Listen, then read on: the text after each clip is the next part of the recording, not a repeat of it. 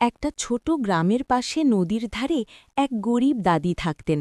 প্রতিদিন সকালে দাদি নদীতে জাল ফেলে মাছ ধরতেন, কিন্তু বেশিরভাগ দিনই তার জালে কিছুই উঠত না। একদিন হঠাৎ তার জালে একটা অদ্ভুত উজ্জ্বল সোনার মাছ ধরা পড়ল। দাদি অবাক হয়ে মাছটার দিকে তাকিয়েছিলেন। হঠাৎ মাছটা কথা বলল, আমাকে ছেড়ে দিন, আমি আপনার একটা ইচ্ছা পূরণ করব। দাদি একটু ভাবলেন। তিনি খুব গরিব ছিলেন, তবুও নিজের জন্য কিছু চাইতে মন চাইল না। দাদি বললেন, আমার জন্য কিচ্ছু লাগবে না, শুধু চাই আমার গ্রামের মানুষ যেন আর ক্ষুধার্ত না থাকে। পরের দিন সকালে দাদি ঘুম থেকে উঠে দেখলেন গ্রামের প্রতিটা বাড়ির সামনে খাবারে ভরা ঝুড়ি। গ্রামের মানুষ খুব খুশি হয়ে দাদিকে ধন্যবাদ দিল। দাদি তখন বুঝলেন এটা সেই সোনার মাছের আশীর্বাদ।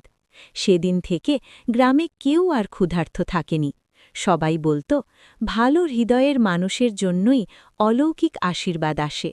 বন্ধুরা, ভিডিওটি ভালো লাগলে ভিডিওতে একটা লাইক করে চ্যানেলটি সাবস্ক্রাইব করে দাও প্লিজ।